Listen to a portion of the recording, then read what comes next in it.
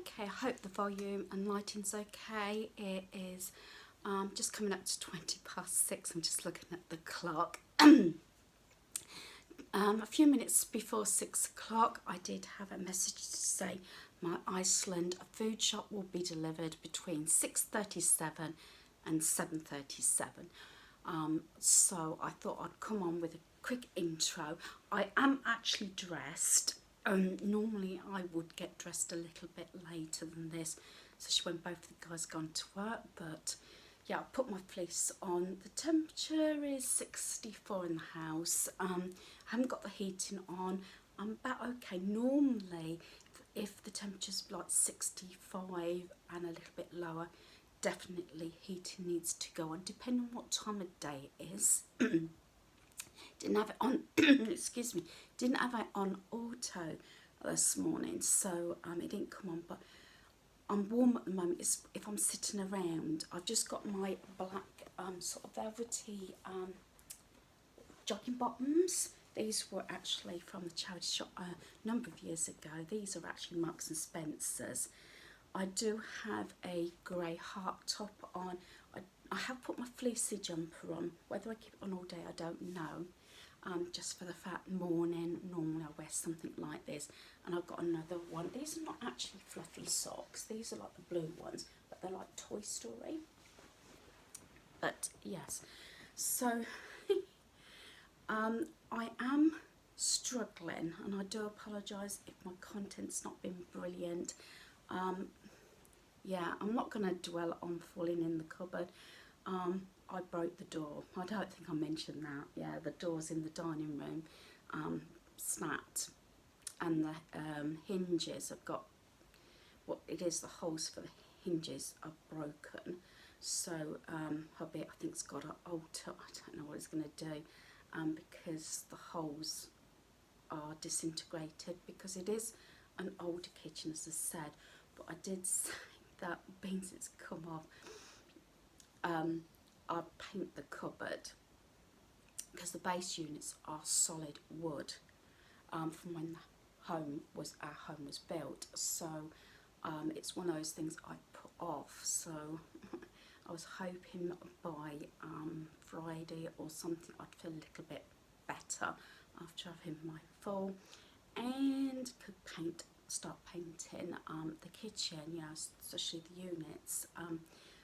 We did plan to have the kitchen replaced a number of years ago, but as I said, life happens, doesn't it? It never got done, and then I was made redundant, so I'm not working, else I would have paid to have the kitchen done.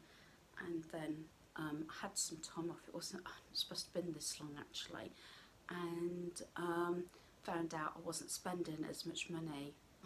This seems weird. You know, when I was working, I spent a lot more money. I think it's for the fact that I was more careful, and that it seemed when I was working though, because especially when we paid our mortgage off and the shortfall, my money just paid for all the extras, the holidays,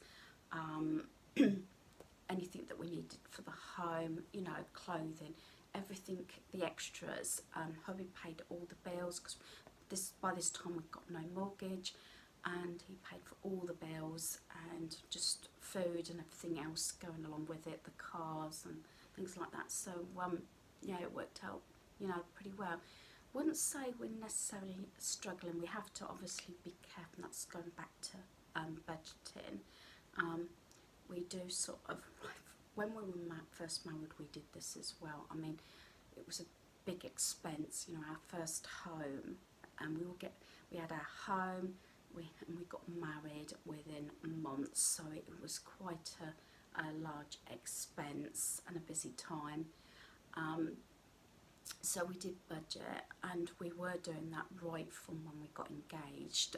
We were engaged when I was 18, on my 18th birthday, and then we got married. I was 21 in the January, and we got married in the May, because at this time hubby worked for Express Lifts, and they used to have week off, if I remember rightly. They used to have some standard holidays, and then it went more on to floating holidays, which I think a lot of businesses do now. I think the main factories do still have factory fortnight off. What I remember is it used to get all the bank holidays off. Easter, yeah, you know, Friday to Monday. Whit Week, which, you know, was bank holiday. And then I think it was a week, yeah, September break. This is when he first, when I first knew him. And then Christmas, it was totally closed down, you know. So, yeah, they used to be closed for the whole Christmas break. And then I think they reduced that. It's very similar to what he does now. They get the bank holidays off, and they close for Christmas, but nothing else. They don't have factory fortnight or anything. And to tell you the truth, I think it's a bit of relief, because I know it's nice when you've got kids and if you do get that break, but sometimes going away, it's the most expensive time, isn't it? I seem to be going off. I do apologise, but I've had some comments saying you like these matters, especially knowing backgrounds. And to tell you the truth, when I'm talking like this and explaining parts of our life and what's going on in my life and everything, you know, even though it's not a lot, I'm probably reminiscing on stories and background. You are interested. I've had a few comments, you know, wanting to know background, so sometimes they filter in. And to tell you the truth, I like hearing backgrounds and stories, because I know that I know previously, I'm sure she doesn't mind, Anne from Crafty Batty, and I think there might be a video up on her channel at the moment. Her son was a figure skater, I understand, because I remember her saying, showing the footage. You know, I know for whatever reasons, she did close her YouTube channel down, but then she restarted it. So she does like a crafting, so do follow up. I think I'm going to give her some more shout outs. As I said, I've got a list, but it's fairly early, so I could put my glasses on. I don't know whether I showed you my glasses. Are they here? I think somewhere around here. Yeah, here's one pair. Make sure they're clean. These are my new reading glasses. I don't know if you can see these. I always have them very similar. I can't have them very big because I feel as though they dwarf my face. So this is my reading glasses. So as I said, and to tell you the truth, my distances ones is, I think, in here. Yeah, I think very similar. So that's my reading glasses. So they're like a lilac-y sort of bronzy tint. It depends on the light. Then these are darker. These are for distances, and have they said, yeah, and for driving, hint, hint, hint. Yeah, I will have to get behind the wheel again. So these are slightly darker, so that's those. I did always have two sets, but didn't use my distances. And to tell you the truth, especially I went to the opticians, but just before Christmas and everything, I felt that I needed these, especially in the evenings. You know, if I needed to read something on the TV or something, you know. So she was watching Hell's Kitchen. Sometimes you have little comments come at the bottom, and I do. When you get tired in the evening, use these. But hubby mostly wanted me to get these to start getting me behind the wheel again, driving. Yeah, it's a confidence builder. And so that was an expense at the beginning of the year. We had a few expenses. He had his eyes tested at the same time as me, at the 2nd of January, if I remember rightly. It was Saturday, and he didn't need to alter his glasses. He just has them for reading.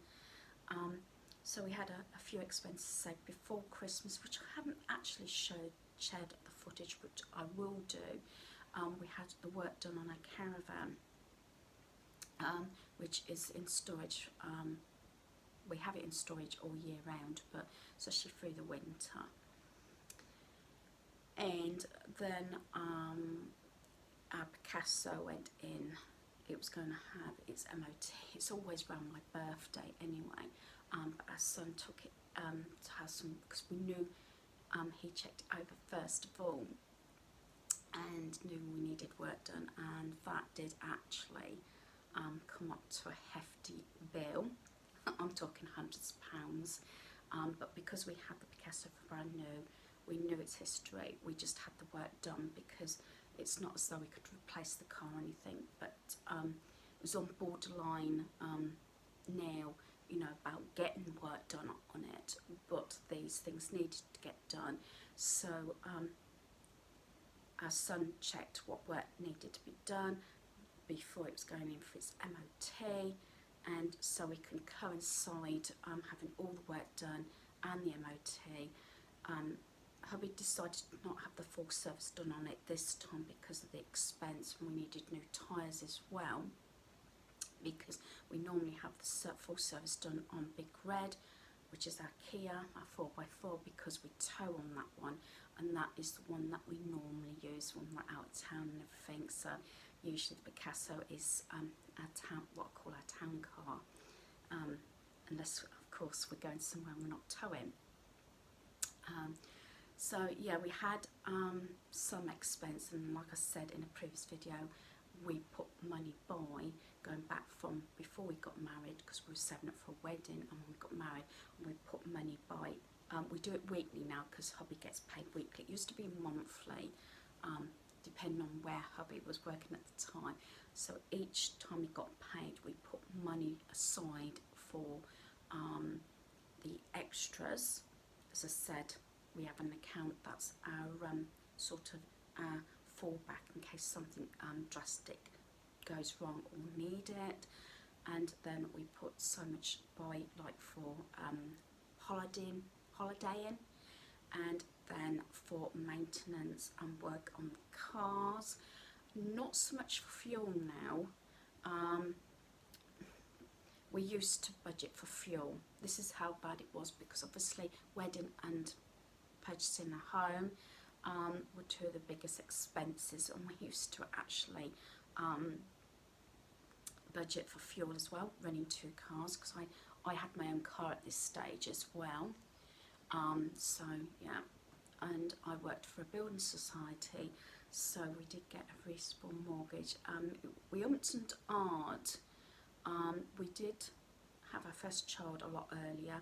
Maybe looking back now, maybe we would have held off, I don't know, but the timing was correct at the time, because a lot of family was shocked, because we did have our first son a year earlier than what we said we was going to have a family, and I think that was because from parents to be kept saying, you know, when you're going to have a child.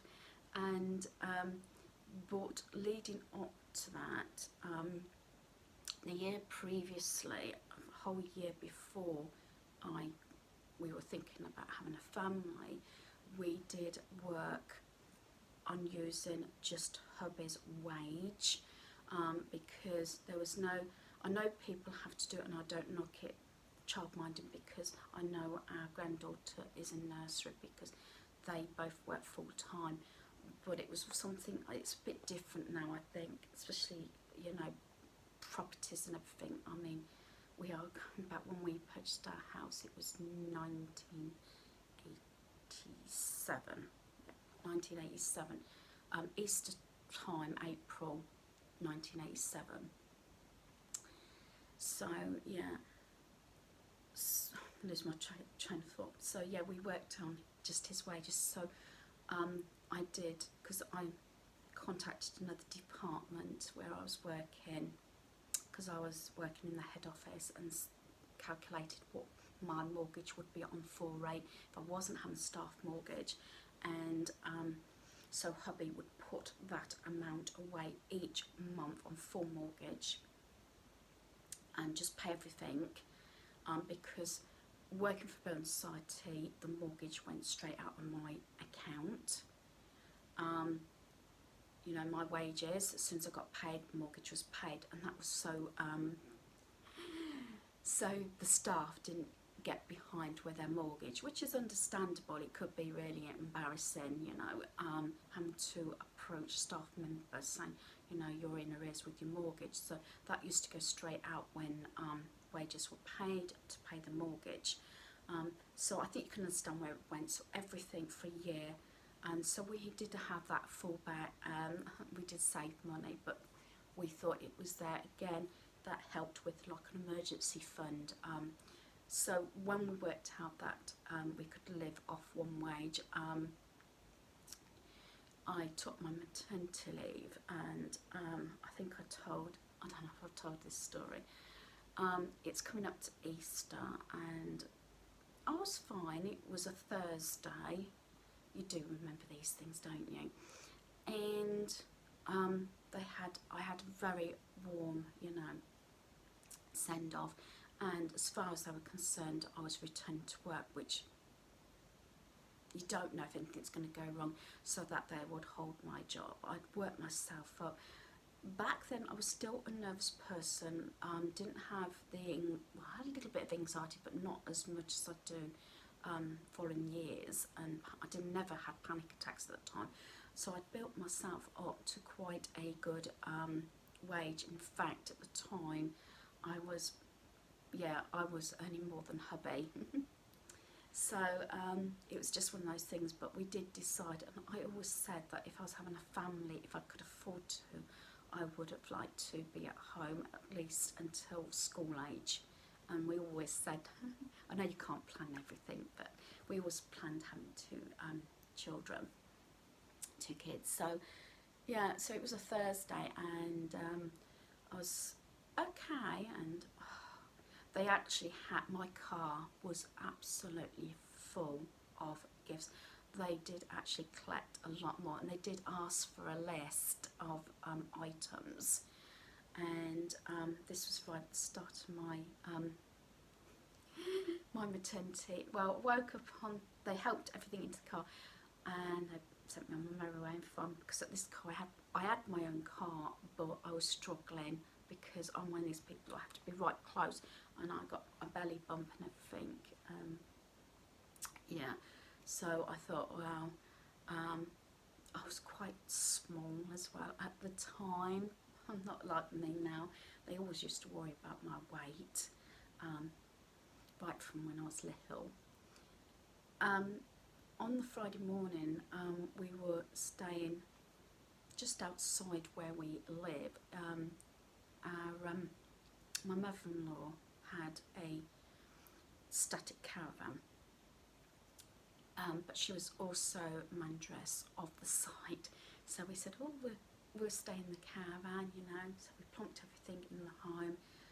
Bags were packed. But on the Friday morning, I didn't actually feel brilliant because hubby was off for 4 days. He had the Friday, Saturday, Sunday, Monday. And I said I really didn't feel very well, and I got pains in my chest and my ribs, and my head was pounding, and my legs started swelling up. So we contacted the midwife, and basically was near enough told off. Hubby wasn't very happy, saying I was panicking. Now, but I wouldn't say she was nasty, but hubby didn't like her. And this is no reflection on midwives, but I don't feel as though we had the support. Well, anyway, this went on for a couple of days, and then on the Monday, I think Sunday night, we came home, so we weren't too far because hubby didn't want to be too far away from the hospital or surgery, nurse and everything, midwife. It was just a mini brain, and I was in the bath and I was screaming. I was in that much pain. By this time I couldn't even keep water down, and hubby turned around and said he'd left a number of messages for the midwife. He said, get dry, Denise. I'm taking him to the hospital. This is not right. He says, I don't care what midwife says. I know it's our first child. He says, you're not well. So I started getting dry and dressed and felt really dizzy. And finally, the midwife did come back, and hubby turned around and says, he didn't swear, but he says, blow your information. He says, I'm taking Denise to the hospital. And she says, hang on a minute, this is on the phone. By this time, I was just obviously finished getting dressed. And he gave her the symptoms and said, yeah, take her straight to the hospital. And he did say, he says, why did you not reply to our messages? He said, I sent them Saturday. I sent them Sunday, and I've been sending them constantly money. She went away for the weekend. She never told us this because you haven't that number in case, you know.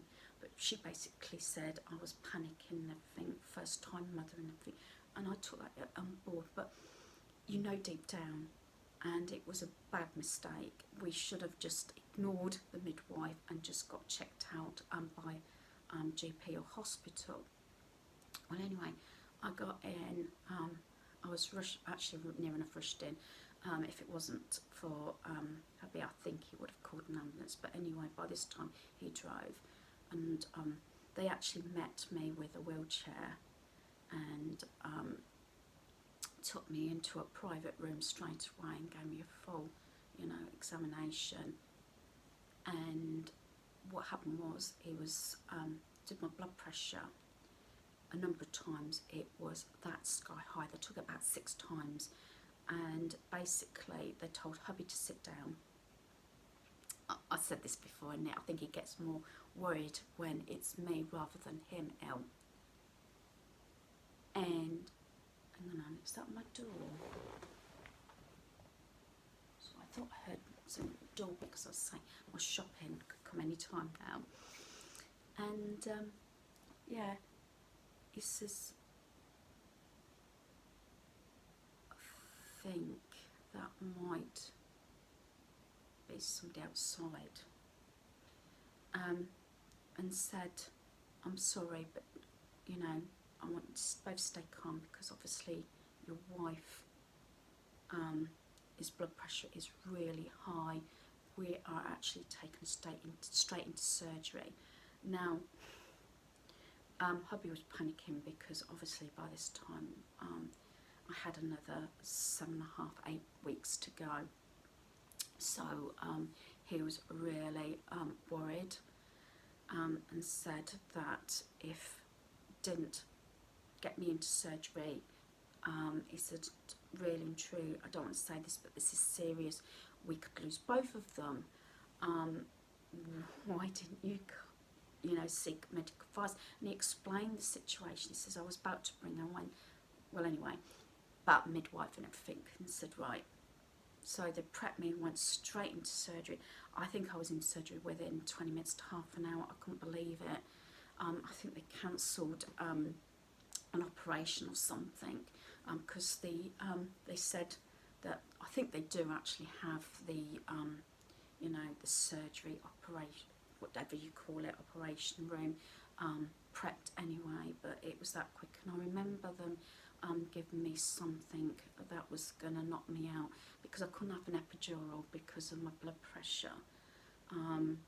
I didn't realise how serious it was. I was going in, having preeclampsia, and it was getting serious, and they said that it would affect my organs and everything, and obviously the pressure of the baby. The baby was in distress, so anyway.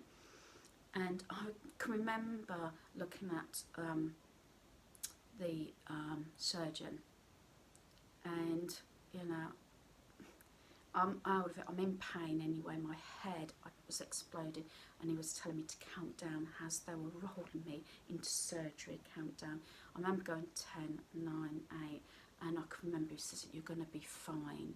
He says, we're going to do everything we can, blah, blah, blah, and he was talking, it was very fuzzy. But all I remember saying before I was told to count down was hubby okay? I was worried more about hubby, as you do, don't you? And anyway, I remember going 10, 9, 8. I don't remember anything else.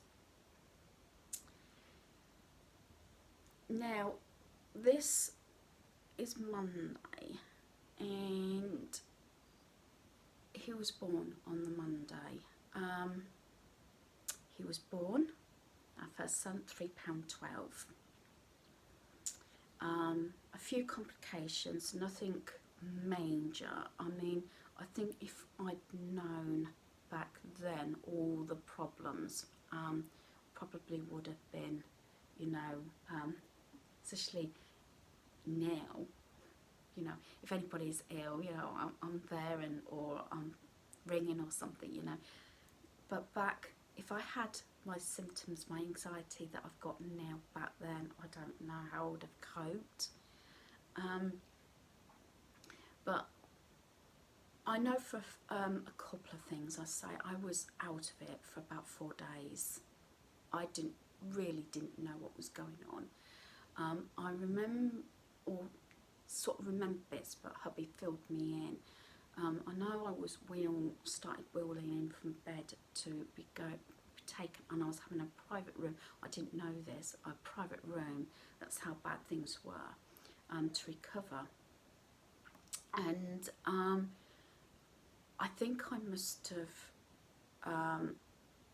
really not screamed, but because my throat was really bad, I must have moaned or screamed or something like that, because the doctor or surgeon was with them, and the porter had hit the side of the bed getting in the lift, and I just had surgery.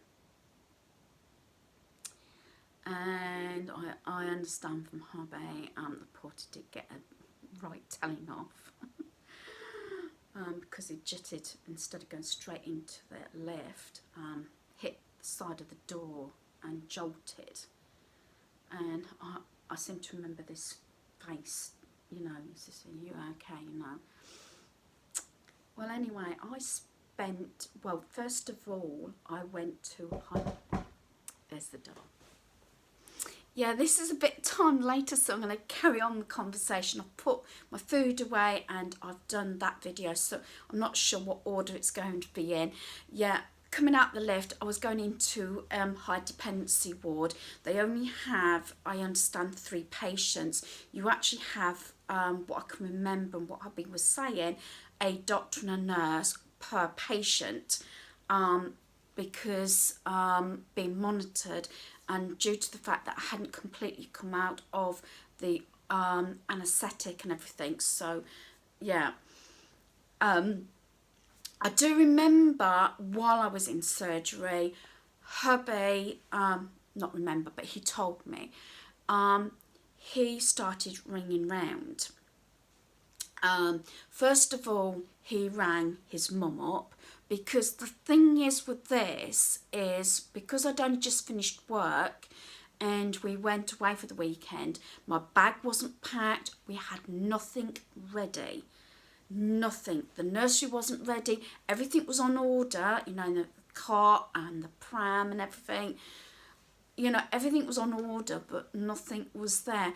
And he did say, he rang his mum up and said, "Mum," he says, "I'm not doing too well at the moment. Can you listen and take this information in, because he said, I'm really trying to concentrate here." He says, "I'm panicking here."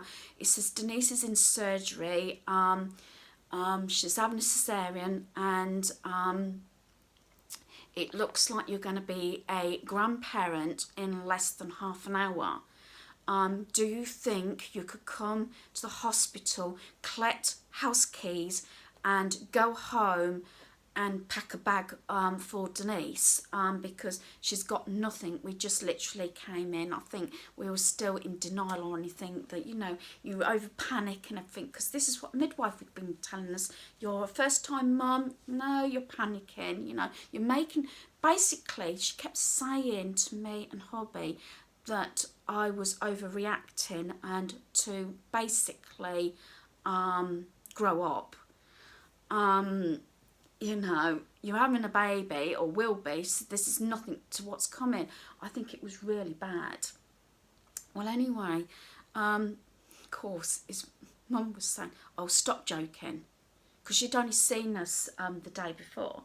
She says, stop joking, this isn't funny. He says, no, I'm serious. And he said, there's a woman here that is a nurse, because she'd just come to see if he was okay. He got the nurse on the phone, talking to his mum, trying to convince her we were in the hospital and I was in surgery. Well, anyway, during all this time, the midwife turned up. She obviously, maybe, I don't know, was concerned, I don't know. And hubby just didn't want anything to do with her. He did not want anything to do with her. I think actually if he wasn't that concerned, he would have lost it. He did actually say, and the nurse was there, didn't want the midwife around, because when she turned up, she found out where I was, and she said, how is Denise? She says, I don't know, she's in surgery. They're doing a cesarean. She says, what? He says, talk to the hand. She said, just go away. Just go away. I don't want you anywhere near us.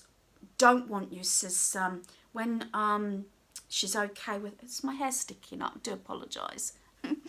I don't want you, I want a different midwife. Says, do not want to deal with you. You gave us the wrong advice and said this could have been really, well, it is serious. It says, just leave me be. She did hover in the background, and I understand till I came out of surgery.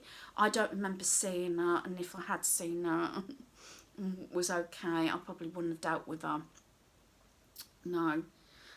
We did actually complain after the fact, you know. Even a first mother, I think her attitude was terrible. I know it's not a necessity, but I think Christopher felt, well, she's a midwife. And I do apologise if any midwives are watching this, but she hadn't been through the process. She hadn't had a child of her own, a baby. Do you know what I mean? And thinking, you know, she's a midwife. We did have a second midwife, and I'll go back to that hopefully in the story. And she hadn't had a child either, but she was totally different, you know. But no, we made a complaint. Well, hubby made a complaint, and she tried to get in, you know, trying to, you know, be there for him. He says, don't want you, just go away. He says, if you don't go away, I'm going to end up shouting in your face, because he says, no. Hubby does not like confrontation. He's quite a mild-mannered sort of person, but, you know, and this is second or third time, you know, things like this have happened, and I think because of my health and everything, and of course he just seen me wheeled in with people rushing in, do you know what I mean, nurses and doctors, you know, he's being encouraged, you know, everything's going to be okay, as much as they can, because I know they can't make any positive, but I think they were just trying to be positive and everything, because you never know what they're gonna what's going to happen, do you? But anyway, so I ended up on high dependency ward, and you know, certain things said, I was out of it for 3 or 4 days, I don't know. I would start a conversation with hubby and I would be out of it, and he would come back 2 hours later, because our hospital's on the edge of town, so he used to go for a walk, get some fresh air and everything. And I would continue the conversation. He'd have a drink, he would have walked into town, got a newspaper, whatever, sat down, been a couple of hours, and I'd just carry on the conversation. And he's thinking, duh, what's she on about? Do you know what I mean? They did try twice, because the surgeons and doctors and everything, I could not actually fault them. The surgeon actually came a couple of times. I mean, I don't know now if you get this sort of, you know, because I'm talking about, our son was born 92, our first son, 1992. Easter time, as I said, Easter weekend. And the surgeon came in a couple of times and he actually gave me a photograph of our son. I was asking, and they tried a couple of times to get me into a wheelchair to go and see him. The first time they got me in the chair and I was passed out, so they couldn't risk it. And in the end, the surgeon came down with a photograph of our son. It was an incubator, obviously, on Gossip Ward. You know, baby care unit, because he was a premature baby. And he actually sat with hubby and me, and he was really nice. I mean, bless him, he must have been shattered himself, you know, but he sat with us and he was talking, although I probably didn't take half of it in. I can remember vaguely looking at the instant photograph of Matthew.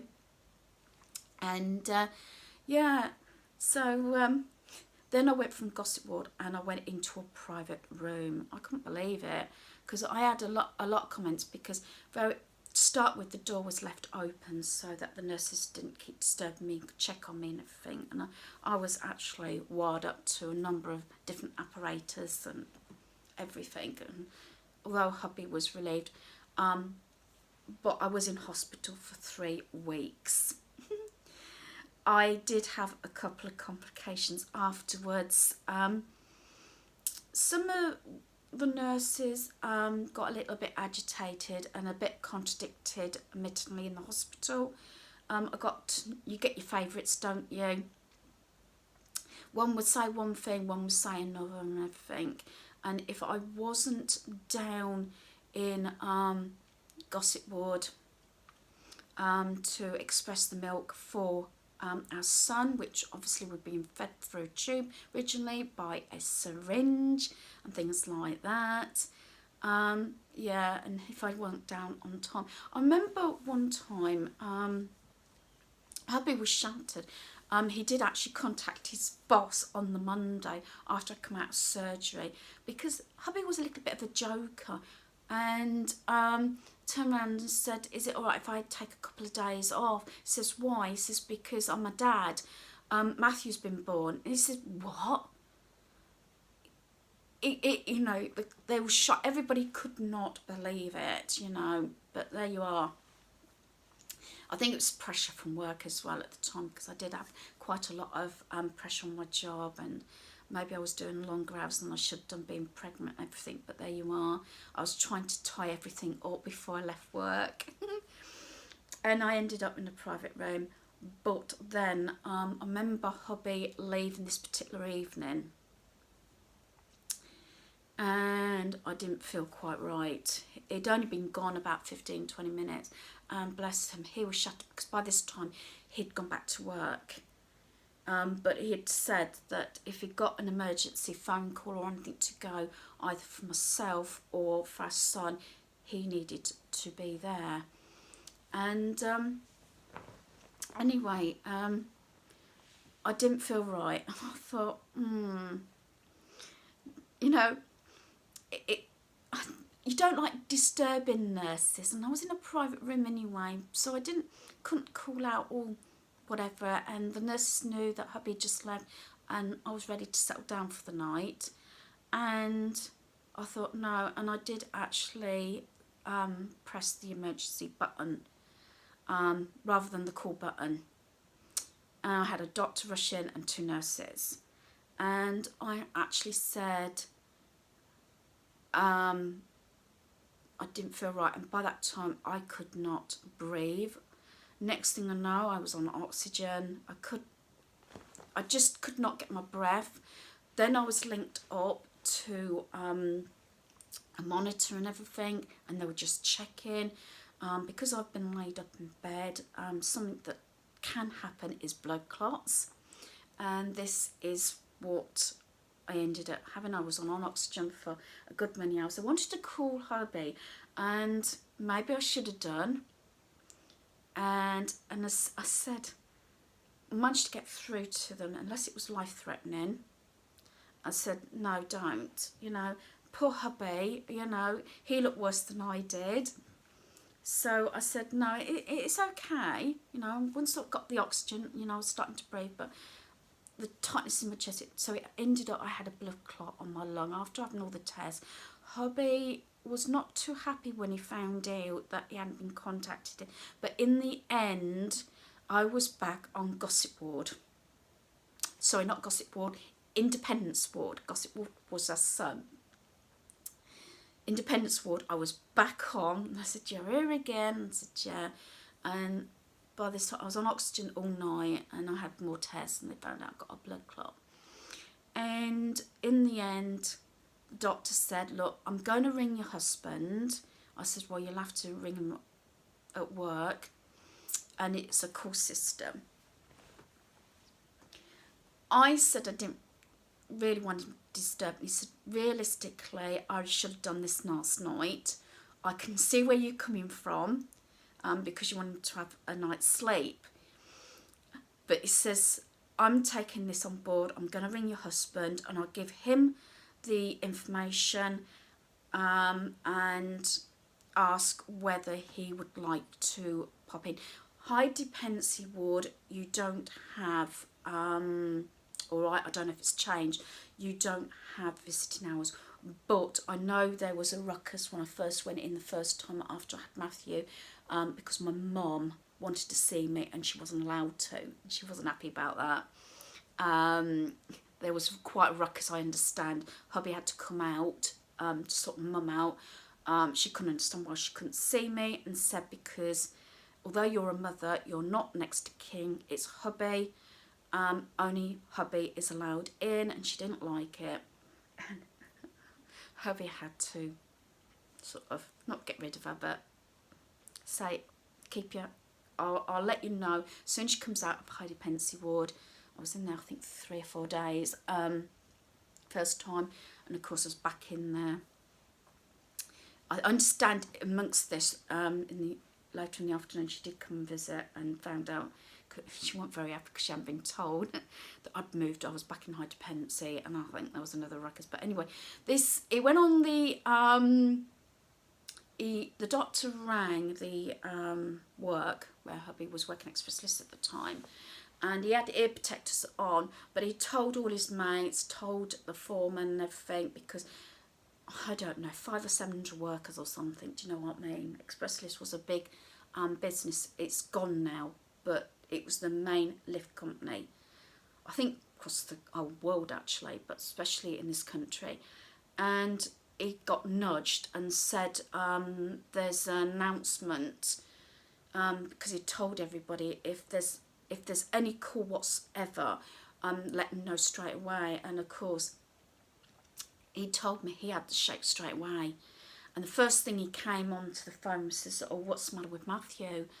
And the doctor said, it's not Matthew, it's your wife.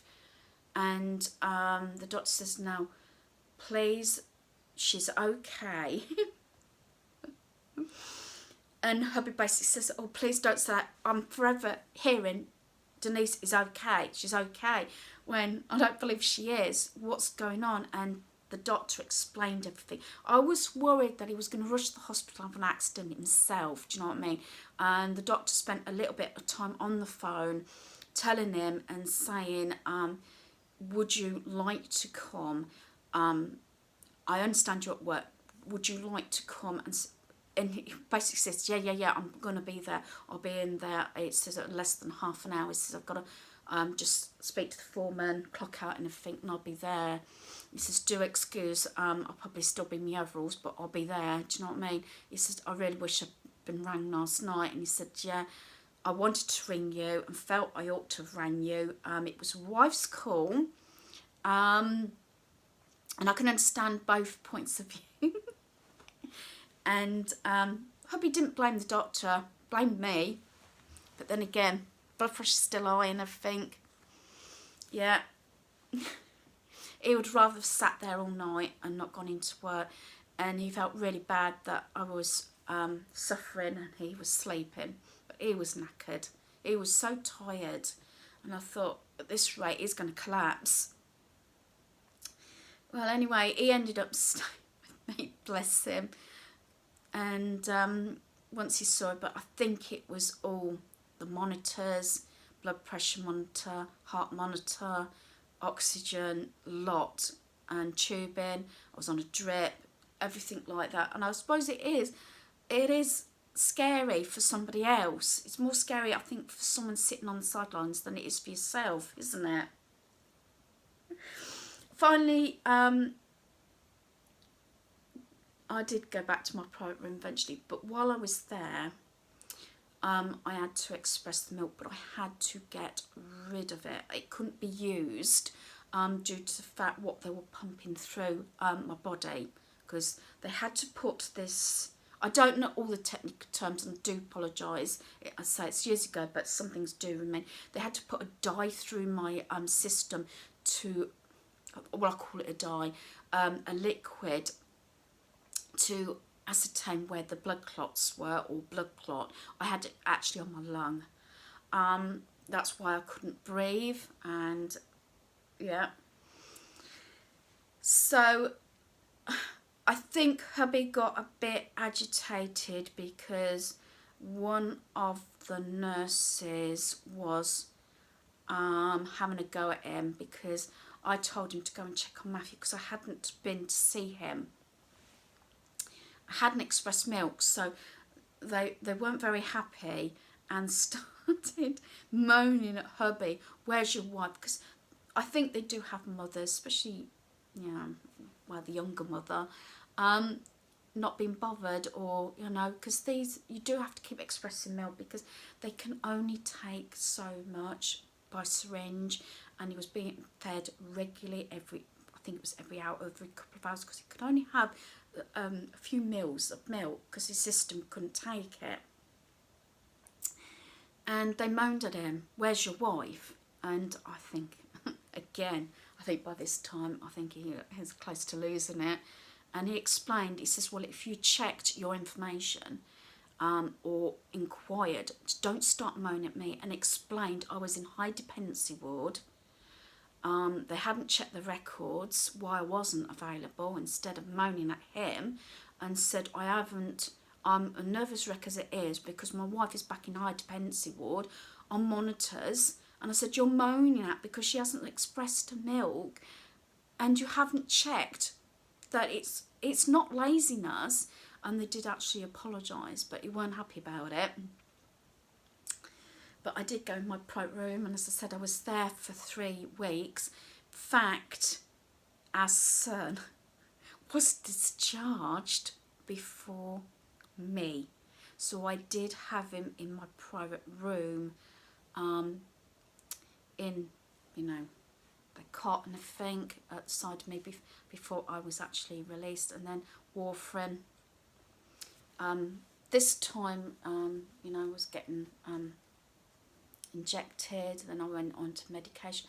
But the only thing is, because it was really hot, we had a really hot Easter, and going in by this time, because he was premature. Funny enough, both our sons would have been born around about the same date.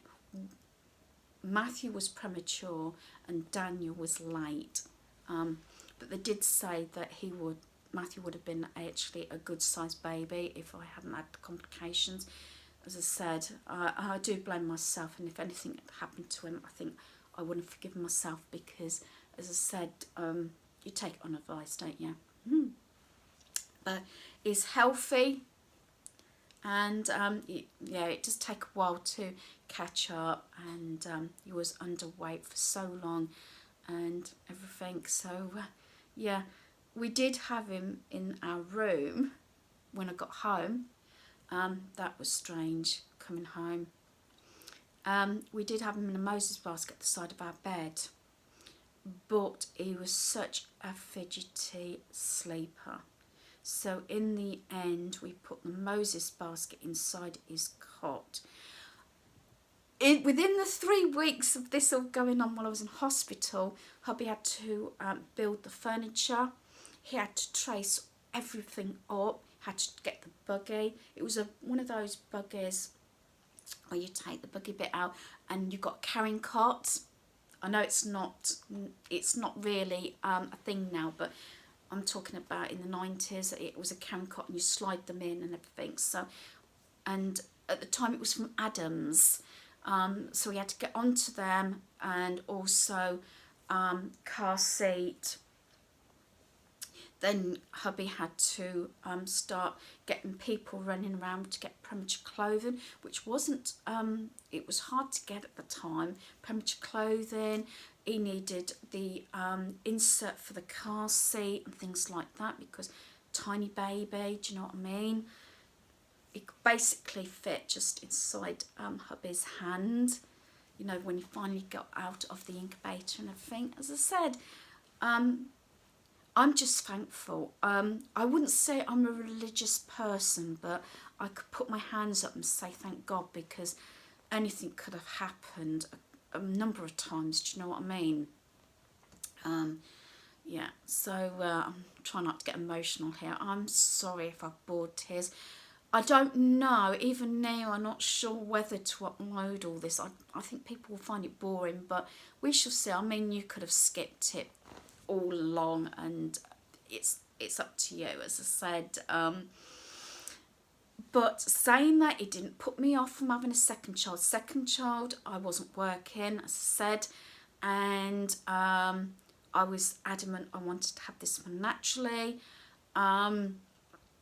And didn't have too many problems, but the doctor originally said to me, after complications with my first child, he wouldn't allow me to go over, but he did. And it was 2-3 o'clock in the morning, and I said, I was shaking hubby, I said, hubby, I don't feel well. And he was straight out of the bed. He says, oh, is the baby coming? I said, no. I said, my head's pounding. I said, it could be blood pressure. I said, but I don't want to go down the route I went down with the last one. So I said to him, is it all right for you to take me? I say, it's early hours in the morning, could you take me to the hospital just to get checked out? So we bundled Matthew up, rang my parents, because it was on the way to the hospital. He was left. Luckily, I was more prepared, but saying that, I was full term by this time. I got even a bag packed ready for Matthew, so we could just grab it, drop him off at set parents, you know. Mine was actually close because it was not far from the hospital, so it was easier to take him there. I did land up in hospital a couple of days. Didn't have a second child straight away because my blood pressure was high, and because of complications with my first child, they said it wasn't serious enough. I said, please, unless I'm putting our baby at risk or myself, I want to have this one naturally. I don't want another cesarean if I can have to. But they said, they put it on my records, cesarean is a good possibility. I really wanted, because I only planned to have 2 children, but also got to say that at this time neither one of our sons, we knew what the sex was going to be, because they didn't actually offer that information. I know they do now, but they didn't at that time. So, you know, I had a feeling, you know, it was both boys anyway. We had discussed whether I was going to have a third one eventually, because I wanted a girl, but we decided on 2, and we could comfortably afford a family of 2. So they didn't induce me to start with, because my blood pressure was high, but it wasn't serious enough to start the process. In the end, they did induce me, and I did have naturally, although I was in labour for so long, and they were getting a bit concerned that our second child was getting a bit distressed and everything. And they did have theatre on standby. That was the word I meant to say before, operation room. Theatre on standby for a caesarean. I was the last one in the maternity room. I ended up, it was a party. I think I had about 3 midwives there and 2 doctors by this time, and one doctor was on his way out and he did actually get changed. He had his white coat on, but he'd got his best shoes and everything on, and can just imagine, not going to gory details, but when everything gushed out and everything, but there was a knot in the umbilical cord as well. So and I think, if I remember rightly, it was round his neck, so they had to quickly get him out. But next thing I know, it was really fairly quick. By that time, he saw this baby, you know, on my chest, and I thought, is here? And he was exactly 8 pounds. So, and again, I'm only 5 foot, I'm tiny anyway. I blame especially Daniel for my weight now. Second child, never did lose it. But yeah, and I'm sorry if you're bored to tears. I hate to think how long this conversation is. I think I possibly would upload it, but I do apologise if you haven't listened to it, and I wouldn't you know, be upset about it, because there you go.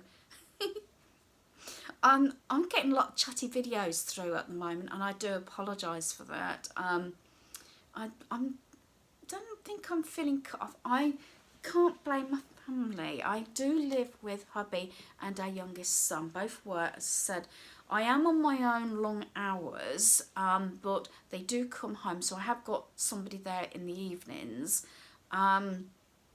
But I have been warned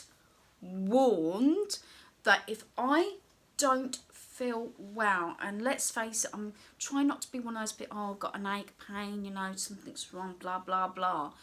But I've had a few occasions. I had one where I was rushed into hospital when I couldn't breathe and everything. I can't remember if I actually left that conversation in going back now or deleted it or whatever. When I couldn't breathe, when I had a chest infection and ended up in hospital. But I have been pre-warned to ring either or both hubby or our youngest son if I don't feel well, and if it's that serious, to obviously call for medical help or an ambulance. I'm pretty good knowing when something's not right, you know, when something's definitely wrong, and I'm sure most of you are like that. Mostly I start off, I apologise to the medics or the ambulance driver, you know, when they come. I didn't want to waste your time and think, but I don't know whether it's luckily or not, it's been serious enough to warrant to go into hospital.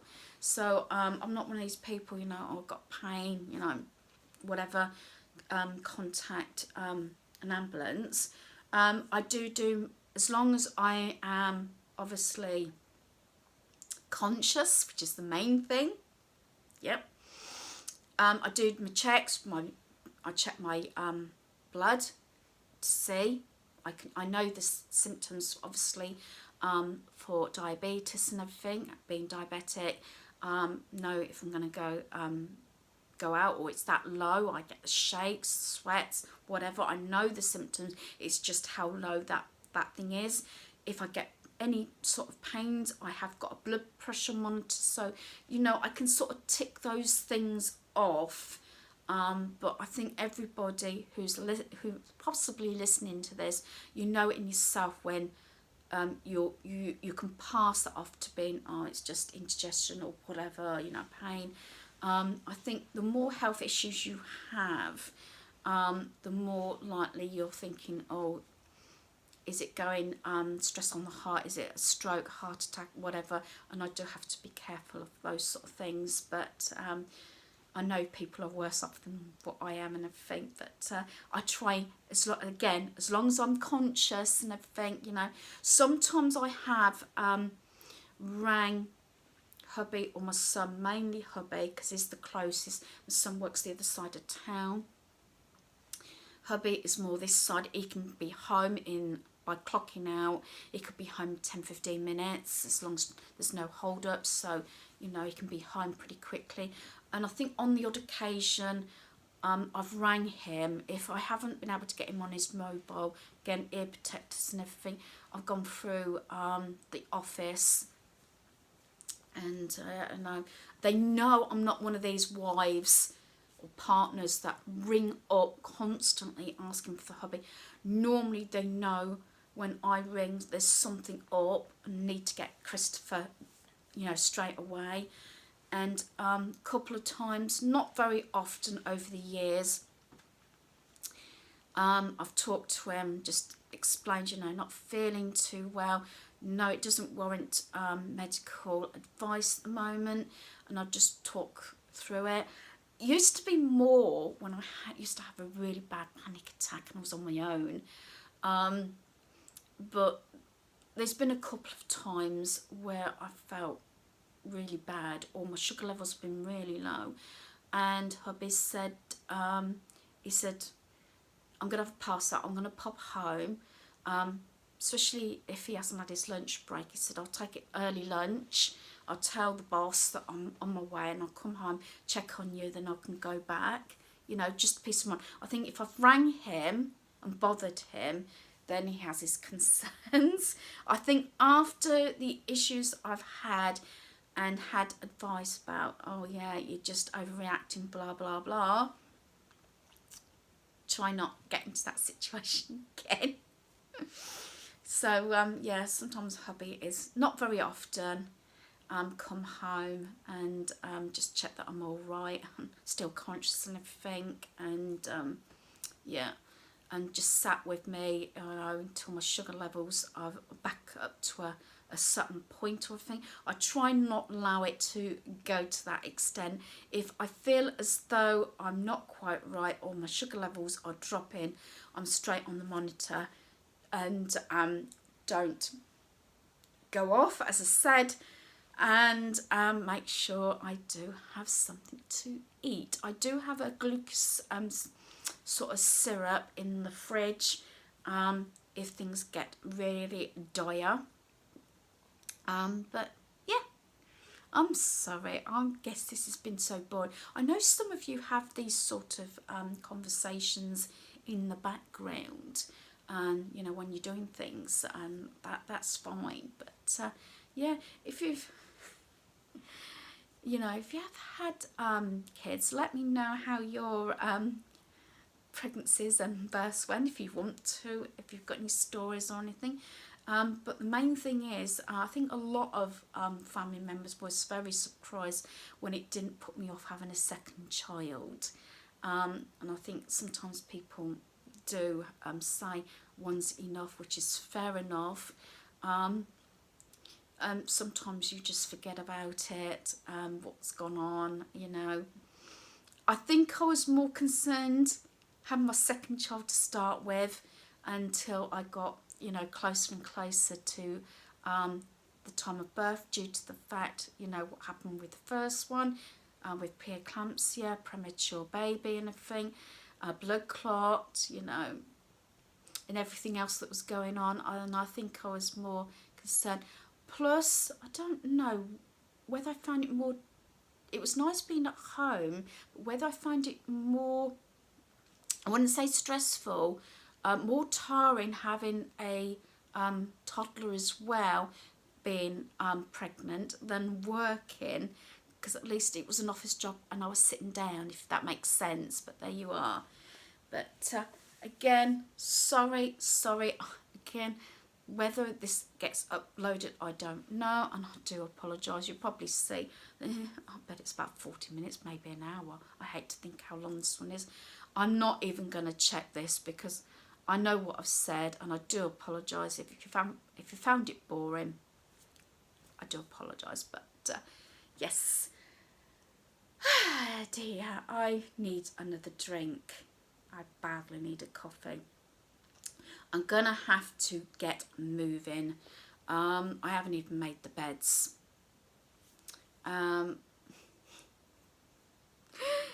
It's coming up to about 9:15.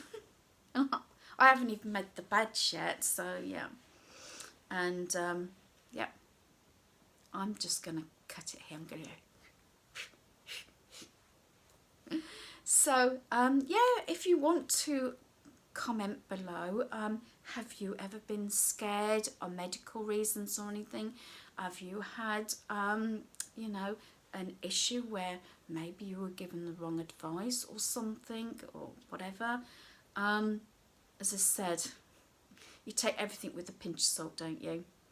So hopefully you've enjoyed this video. If you've stuck to the end, thanks a lot. Goodbye.